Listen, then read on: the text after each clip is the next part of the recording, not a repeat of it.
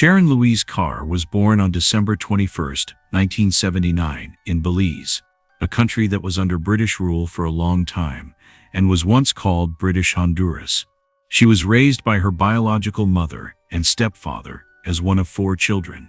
She never met her biological father, and he apparently showed no interest in her fate. Both parents treated her and her siblings cruelly. Her stepfather was a heavy alcoholic who often hit them for fun.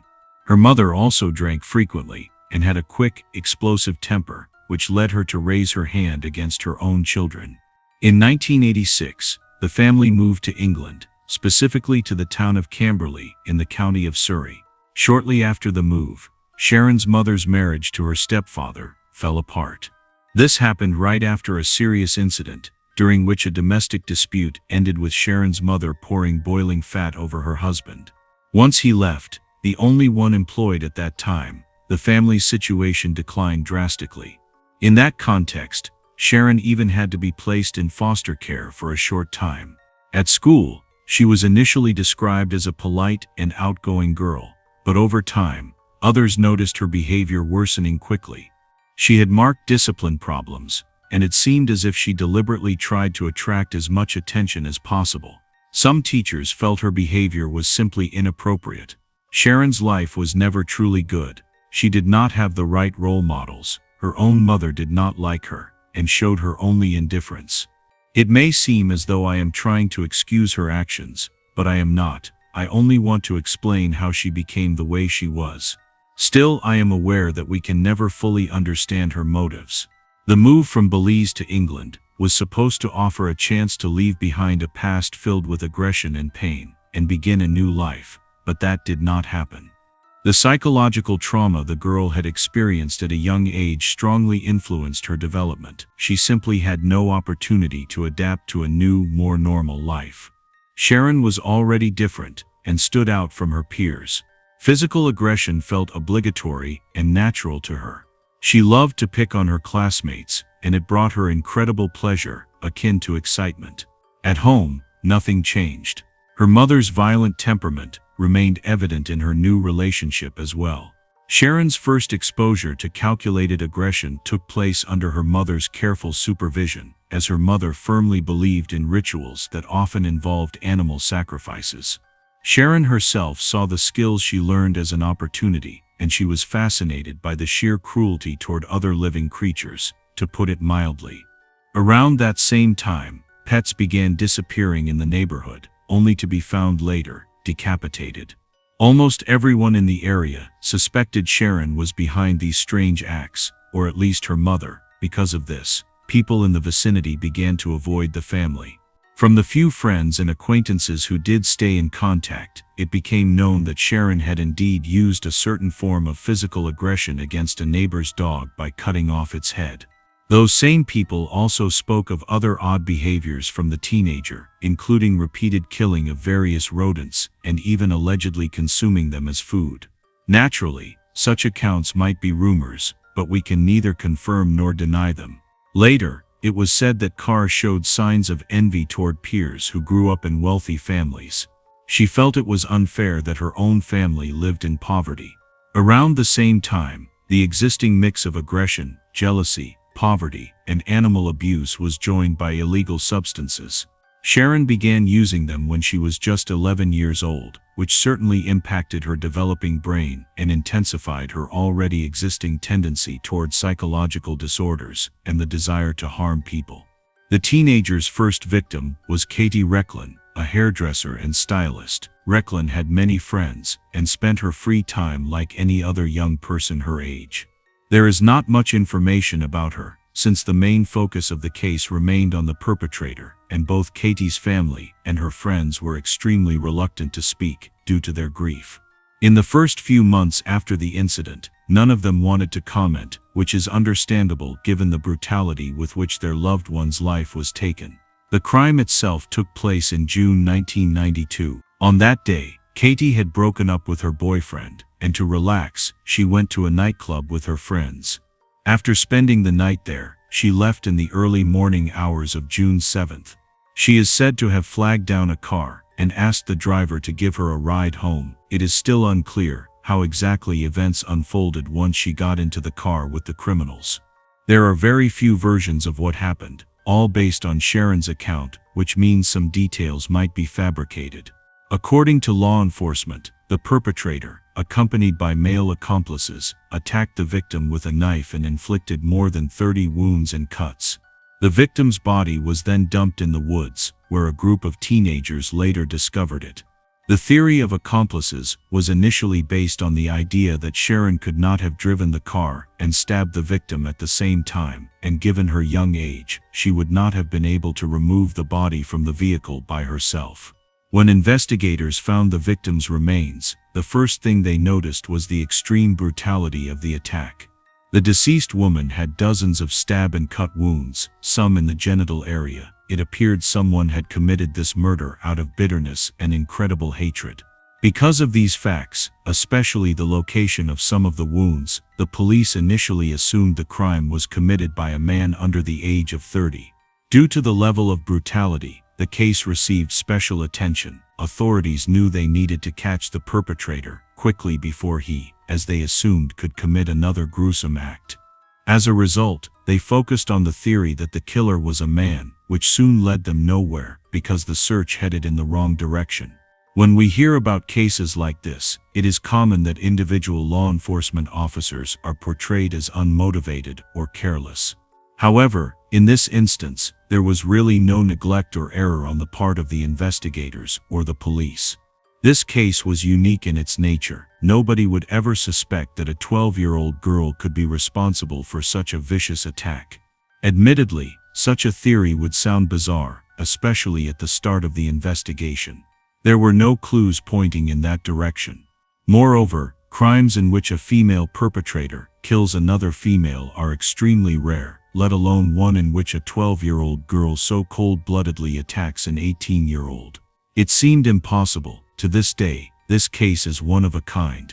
True, there are many examples of crimes committed by teenagers, but typically the victims are their peers or their parents.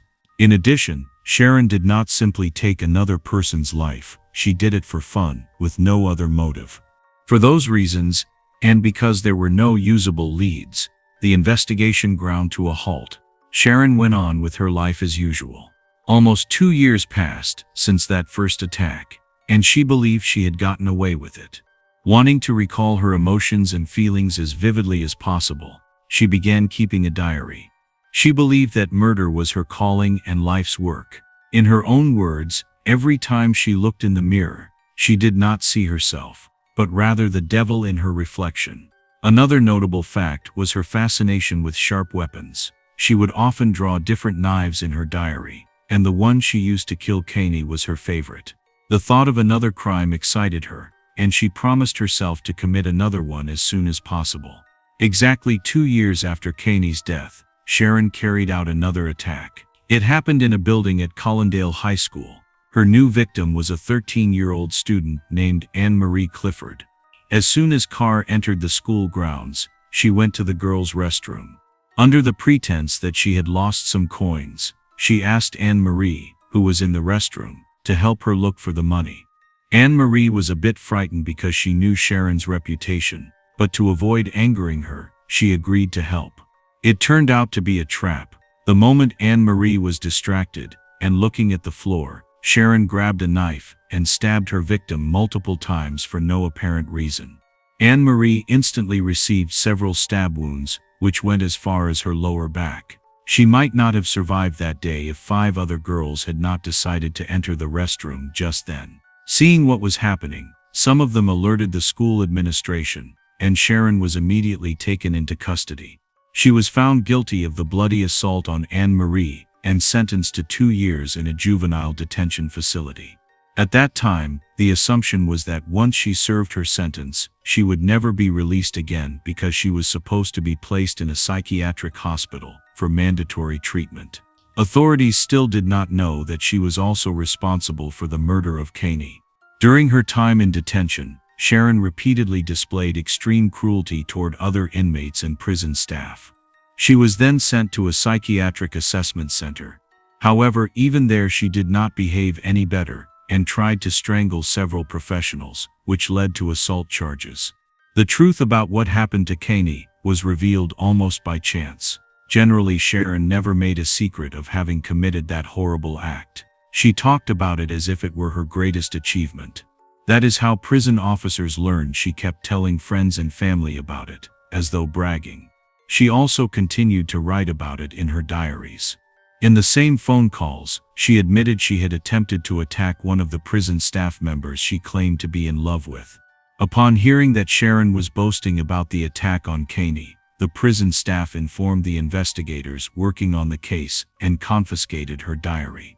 Shortly after, Sharon was summoned for questioning regarding Caney. In that interview with the police, she confessed to the murder and provided details only the attacker could have known. This led to a search of the house where she had lived before her arrest.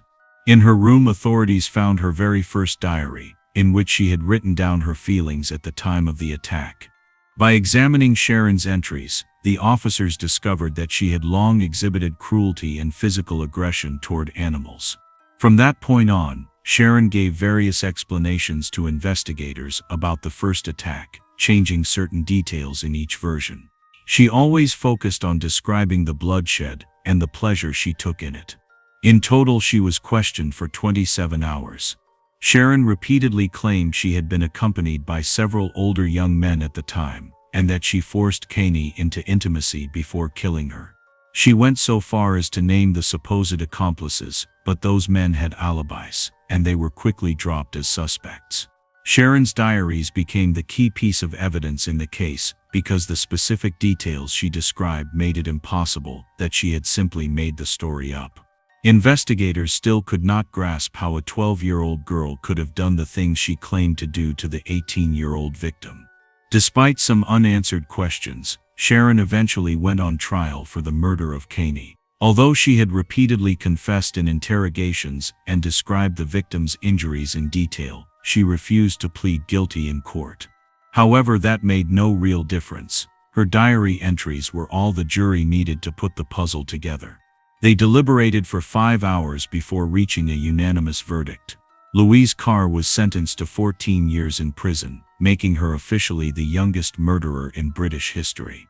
After the sentence was announced, she left the courtroom smiling, as though it had been her long-time wish to spend such a lengthy part of her life in prison.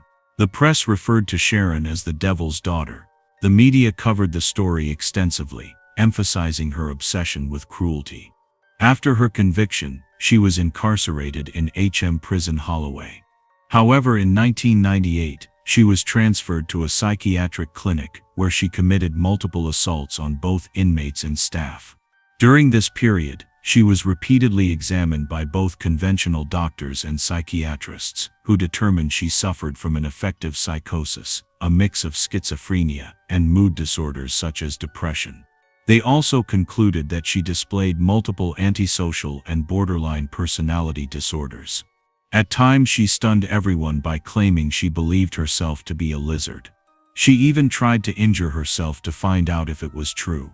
In 2004, Sharon's lawyers attempted to appeal her sentence, hoping to have it reduced, but the court rejected every petition. 3 years later, she was sent back to prison and placed in a high-security unit because she continued to pose a danger to other inmates. The attached medical note stated that she no longer needed medication because it had little to no effect, meaning there was no prospect of curing her. In 2018, Sharon was transferred to another prison almost immediately after an incident in which she physically attacked a fellow inmate. 2 years later, her lawyers submitted another petition, which was also denied. The prison administration felt she continued to pose a threat to society, as she apparently still harbored paranoid plans to attack others. She remains in prison to this day, even though she has already served her sentence. Thank you for watching, and take care of yourself.